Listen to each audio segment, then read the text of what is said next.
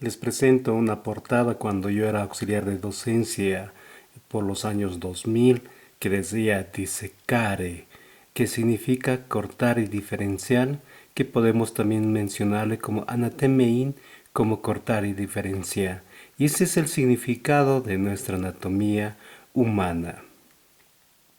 Un recuerdo cuando éramos auxiliares después de un examen parcial juntamente con nuestros docentes de la materia.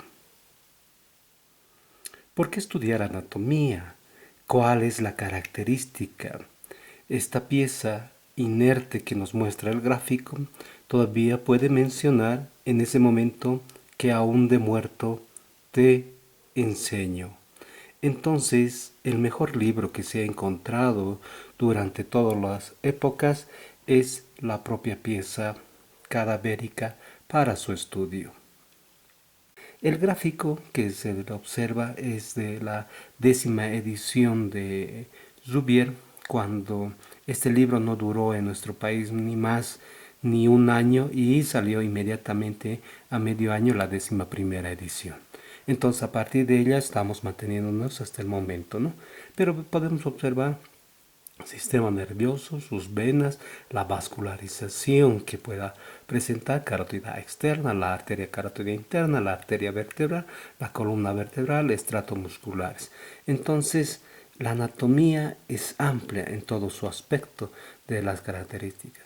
Por eso decíamos, es el primer recurso que se va dictando en las clases iniciales para el estudio de las ciencias.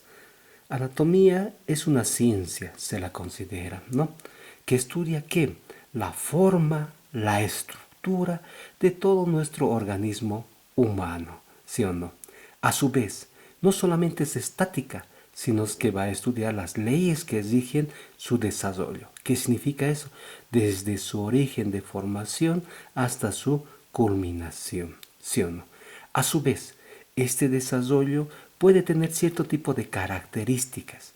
Ejemplo, el corazón en la altura va a tener que funcionar más por la cantidad del volumen plasmático, entonces empieza a aumentar de tamaño y esas funciones van dando su característica de la descripción.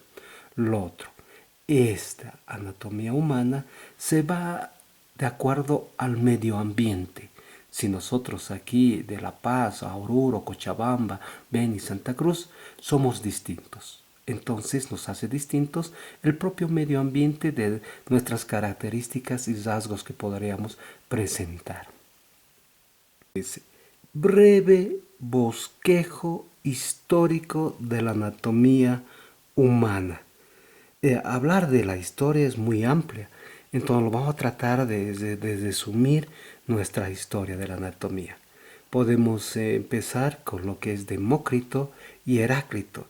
Estos autores decían patasei, significaba todo fluye, puede fluir pensamientos, fluye, en este caso secreciones salivales, fluye jugo gástrico. Entonces, para Demócrito y Heráclito era el famoso patasei. Alcamenón de Crotona empieza a hacer sus prácticas y autopsias en piezas cadavéricas. Actualmente es normal escuchar eso, pero en ese momento era totalmente negativo realizarlo. Y escribe el libro sobre la anatomía, específicamente a nivel que el cerebro presenta una actividad mental. El cerebro es uno de los principales órganos que podría presentar para Alcameno de Crotonas. Hipócrates, ¿qué nos dice? Que existe 4 humores. Estos humores es el humor sangre, el humor moco, el humor bilis y el humor de la bilis negra. Estos 4 humores determinaban el temperamento y la conducta del ser humano. Ejemplo, un humor sanguinolento significaba una persona enérgica, colérica, totalmente negativo y enojado.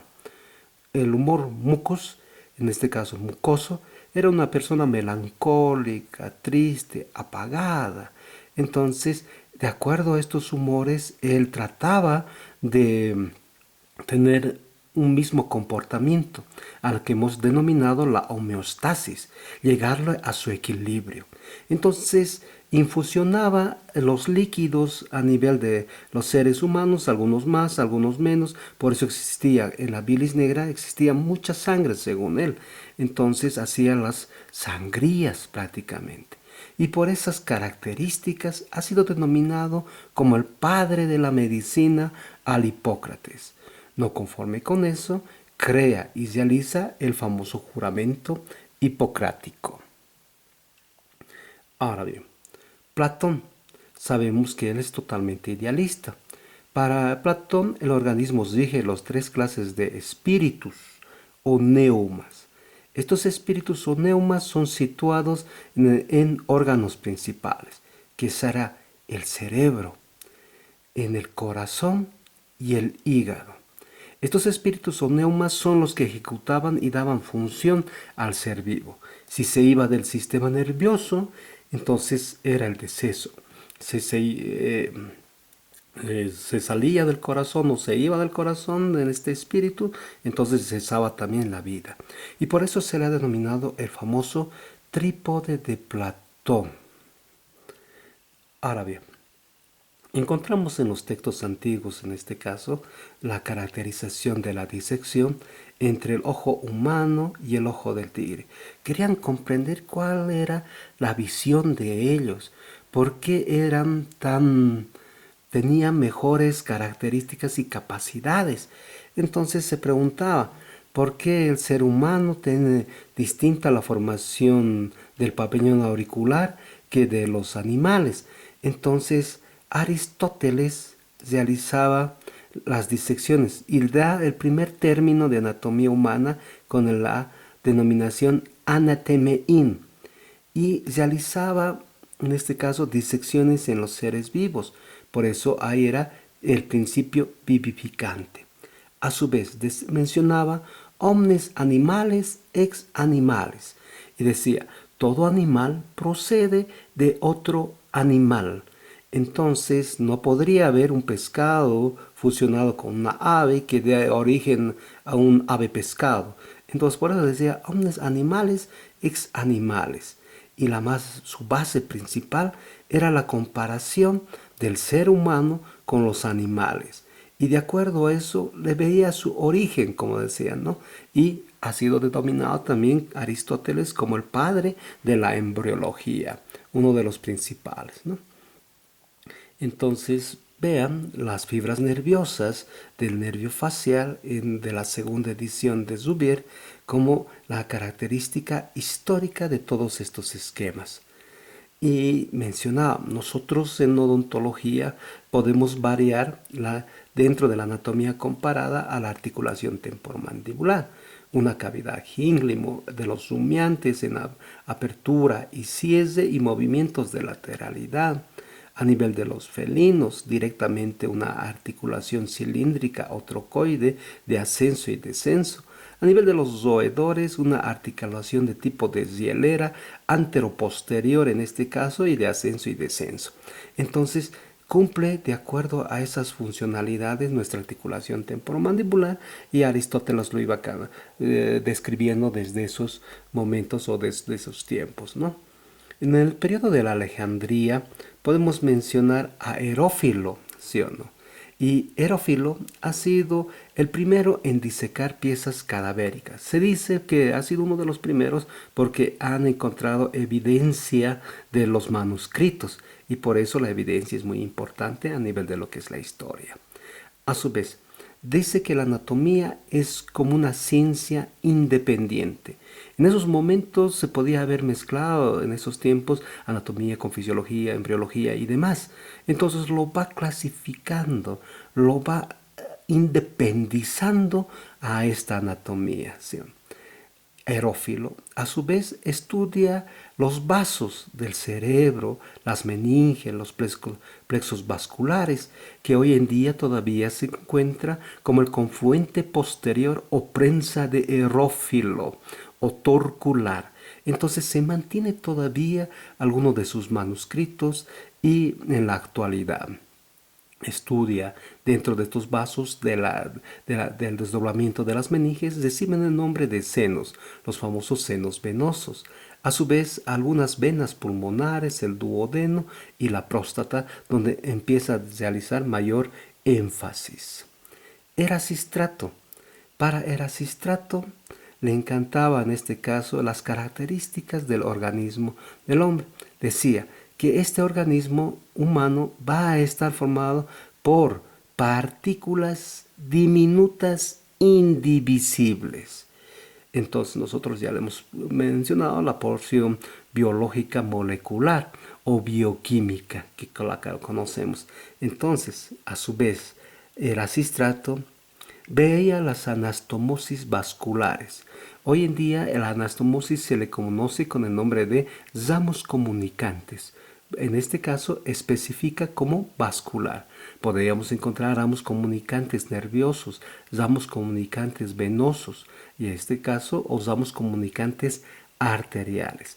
Y lo más principal de Erasistrato, en ese momento diferencia los nervios motores de los nervios sensitivos. Dijimos en un momento que los nervios motores serán aquellas fibras nerviosas que inervarán a los músculos, tanto los músculos estriados como los músculos lisos, los músculos rojos como los músculos blancos, los músculos voluntarios o los músculos involuntarios. A eso se debe la actividad motriz del movimiento. La parte sensitiva la habíamos dividido en tres tipos de sensibilidad: sensibilidad termoalgésica, sensibilidad protoplática y la sensibilidad epicrítica. ¿Y qué significaba este tipo de sensibilidad? Cuando mencionábamos la termoalgésica, era de los cambios de la temperatura y algia era dolor. Por eso la pregunta, ¿duele al frío o duele al calor? ¿No? Y protoplática es cuando ya tenemos las articulaciones, sensibilidad en el movimiento y la parte muscular. Miomuscular es la protoplática gruesa táctil. Y la última sensibilidad fina táctil epicrítica, como su nombre menciona, va a estar referida al tacto fino. Una caricia, un orósculo, en este caso poder describir y palpar las superficies rugosas, planas y lisas.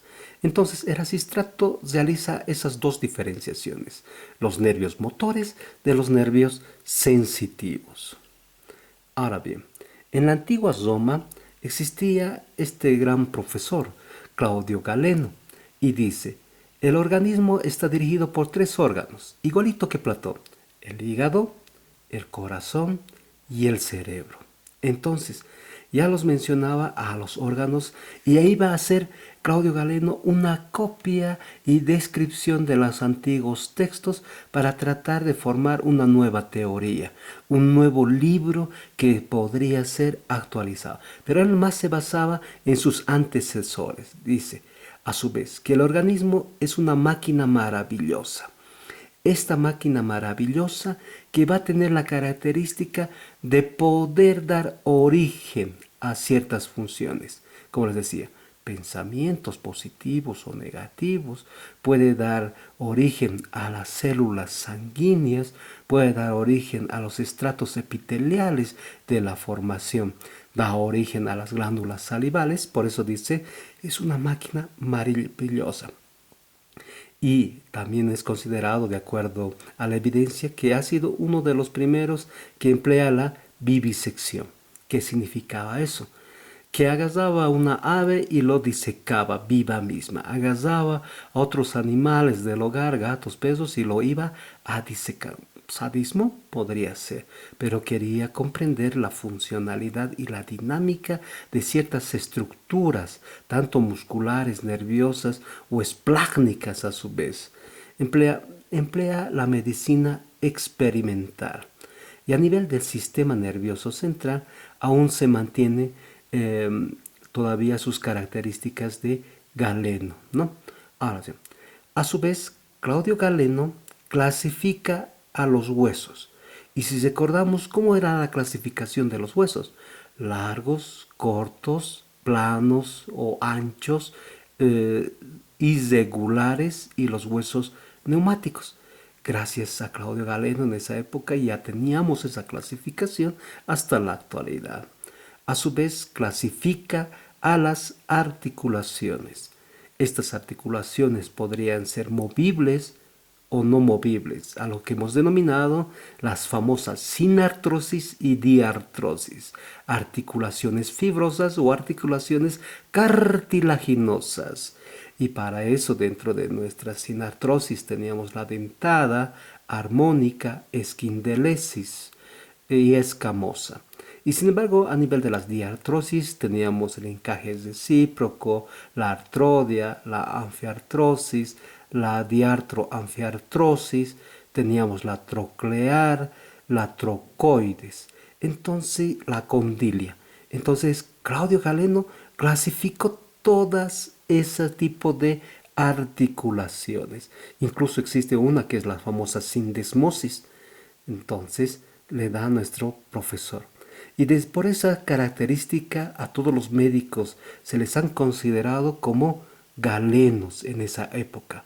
Actualmente a nivel europeo no se dice doctor, dice qué buen galeno que eres. Entonces todavía se mantiene esa célebre popular frase.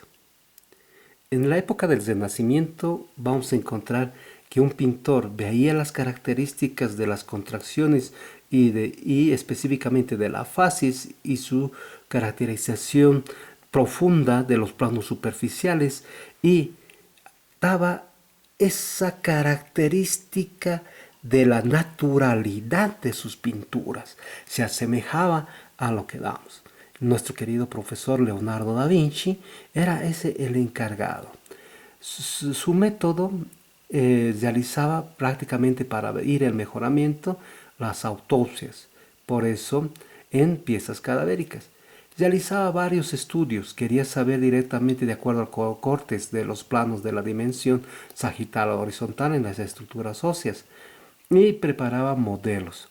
A él se le ha considerado como uno de los anatomistas más divinos y que le encantaba la geometría del ser humano. O sea, empezaba a medir cuántos pabellones auriculares todo un organismo podría tener de nuestra economía humana, cuántas cabezas puede tener nuestra economía humana. Entonces él buscaba la perfección. Por eso es fundador de la anatomía plástica, de la estética y de la belleza anatómica.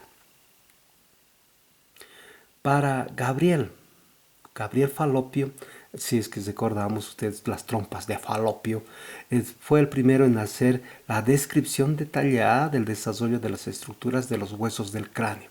¿Qué significaba eso? Podemos detallar, ¿no? Ya a ustedes que les encanta el temporal y el hueso esfenoides, empezamos, ¿no? Que en la cara superior existía anteriormente un proceso, el proceso etmoidal, el yugo esfenoidal, el limbus esfenoidal, el canal quiasmático, el tubérculo. Entonces ya empezaba a detallar las características de cada estructura ósea, específicamente del cráneo. ¿Qué más? Detallaba los músculos, qué forma presentaban, cómo se insertaban, cuáles eran sus facies y demás. Estudió a los órganos genitales, por eso hoy en día se queda como las trompas de Falopio. La audición y el tracto. Observaciones anatómicas que realizaba en esos momentos, ¿no? Bartolomeo Eustaquio. También existe la trompa de Eustaquio, ¿no? Entonces, describe las estructuras específicamente de los dientes, las venas, los riñones y órganos de la audición, ¿no?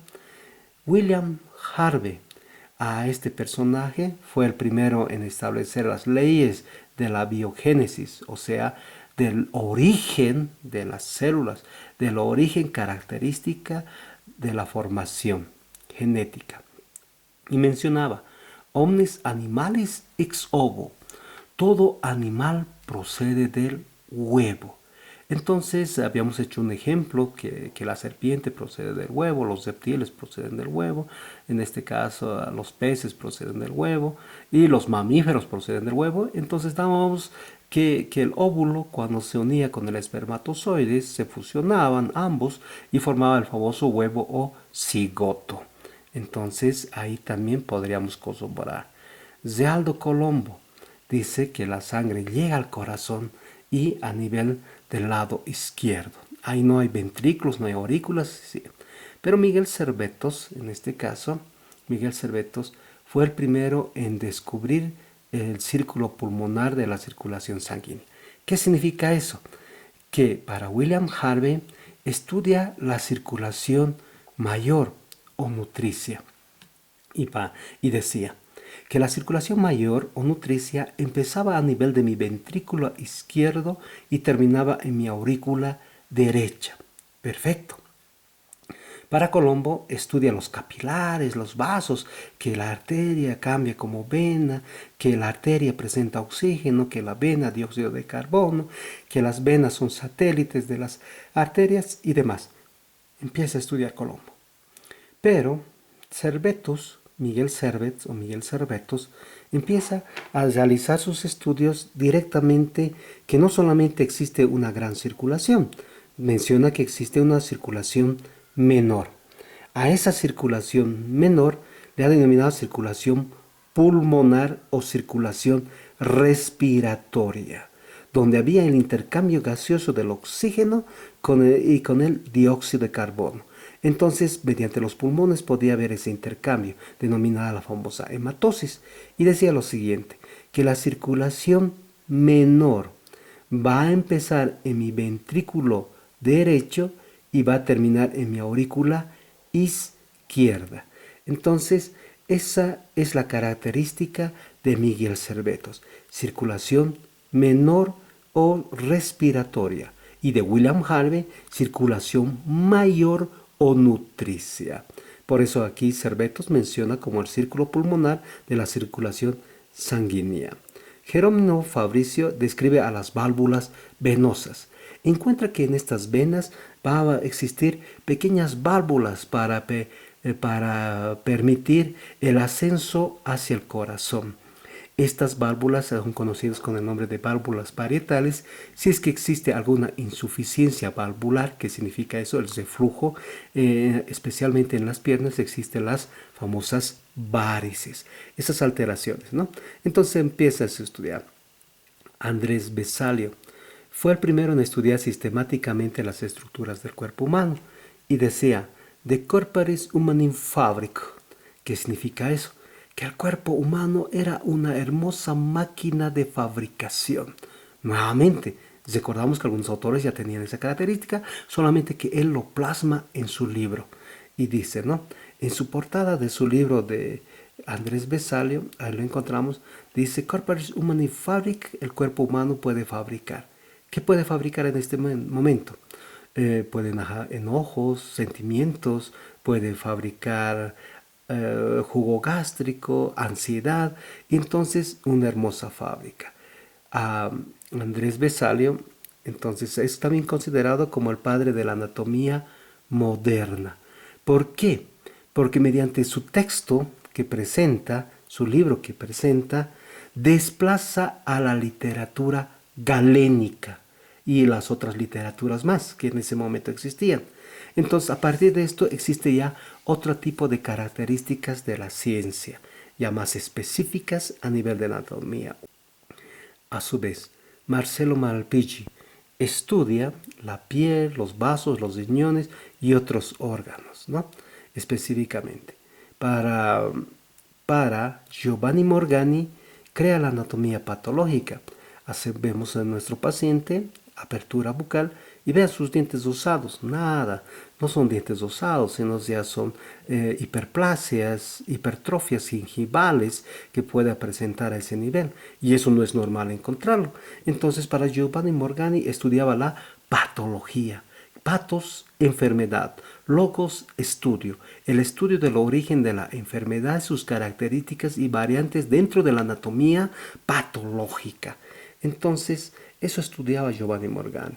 Si recordamos también que a nivel del anfiteatro, nuestras piezas cadavéricas que nos colaboran y nos ayudan para el proceso de aprendizaje, están en una mesa, denominada la mesa de Giovanni Morgani. Estas mesas pueden ser de madera, pueden ser de cerámica, pueden ser de mármol, pueden ser metálicas, pueden ser fijas, pueden ser rotantes. Todas son de Morgani. Todas esas mesas son de Morgani. Para Bichat, estudia los tejidos y sienta las bases de la histología. Y para Bichat decía que los músculos existía aproximadamente en 501 músculos, ¿no? Sapey ha sido también otro de los autores, uno de los autores matemáticos que le encantaba pesar, medir dimensiones, características de la anatomía humana. Gracias a Bichat y gracias a Sapey, hoy en día todavía se manejan todas esas dimensiones, números, características. Ejemplo, número de huesos de la economía humana, número de músculos, número de fibras nerviosas, longitud de las fibras nerviosas, longitud de las fibras musculares. Se sigue manejando gracias a esos dos autores, ¿no? Entonces, nosotros para anatomía humana, todo este grado de conocimiento específico de las estructuras, de los órganos y de los aparatos, para llegar a un estudio de formación académica y de valoración del conocimiento. ¿Cómo se llega a realizar eso? Lastimosamente con los exámenes evaluativos. Tanto pueden ser físicos en este momento o virtuales escritos o directamente desde conocimiento práctico. Entonces vean mis fotos, que es del año 2008, en este caso, un examen escrito, un examen práctico.